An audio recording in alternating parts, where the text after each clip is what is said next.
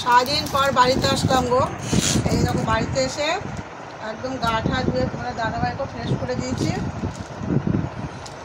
তার মধ্যে কৃষ্ণনগরে অনেকটা সময় ছিলাম, মালগাড়ি ছিল 1 নম্বর প্ল্যাটফর্ম, এই কী বলে এটাকে 1 নম্বর লাইনে, যার জন্য অনেকক্ষণ বসে রয়েছি। তারপরে ওভারব্রিজ দিয়ে পার করে নিয়ে আসতে হয়েছিল। সাইটিং না শান্টিং কী বলে, শান্টিং না কী বলে ওই করছিল।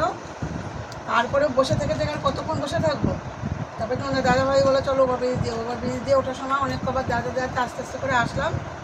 এই পাড়ার একটা টোটো পেয়ে গেলাম, ওই টোটোটায় উঠে পড়লাম, উঠে চলে আসলাম। এসে ফ্রেশ হয়ে মা একটু চা দিয়ে গেল, করে চা করতে আমি যাচ্ছিলাম, দেখি মা দিয়ে গেল। দাদাভাই আজ কিছুদিন ধরে আবার বিস্কুট খেতে ভালোবাসে না, বিস্কুটটা বলে গেল, মুড়ি দিয়ে চা দিয়ে খাচ্ছে, আমি বিস্কুট দিয়ে খাচ্ছি। তুই খাবি বিস্কুট?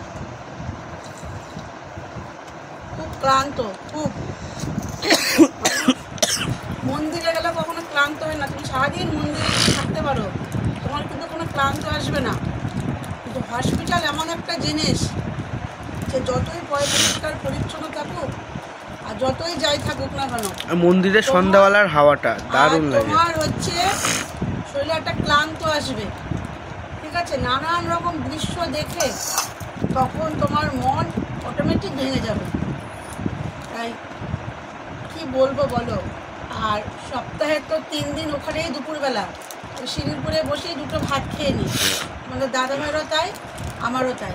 এই এখন বাড়িতে এসেছি, এবার একটুখানি বিশ্রাম করে রান্না করবো, তারপরে খাবো। খুব কষ্টের জীবন। তোমরা কি কখনো কেউ একটা জিনিস ভেবে দেখেছো, আজকে তোমার দাদাভাই অসুস্থ, তোমার দাদাভাইকে আমি নিয়ে যাচ্ছি, টেনে নিয়ে যাচ্ছি, আমার যদি কিছু হয় আমাকে কে টানবে, আমার কি হবে? এই কথাটা যখন আমি না ভাবি, তখন আমার পৃথিবীটা পুরো যেন মনে হচ্ছে কি মরুভূমি হয়ে যায়, পৃথিবীটা ঘোরে, আমার 2 চোখ অন্ধকার হয়ে যায়। আমার যদি কিছু হয় তাহলে আমাকে কে দেখবে? আমাকে দেখার মতো তো কেউ নেই, বুঝেছ? খুব কষ্টর জীবন। এই কষ্ট করতে করতে ভগবান যে কবে যে একটু আমাদের সুখ দেবে, আমাদের জীবনে কোনো সুখই ভগবান লেখেনি। কষ্ট করতে করতেই আমাদের মনে হয় জীবনটা একদিন চলে যাবে। তাই জন্য সবাইকে বলি, সবাই খুব ভালো থেকো, সুস্থ থেকো, সবাই নিজের শরীরের দিকে যত্ন নিন। যত্নটা খুব প্রয়োজন, চেক আপের প্রয়োজন। বাইরের খাবার যতটা পারবে খাবে না, তাহলে দেখবে সুস্থ থাকবে।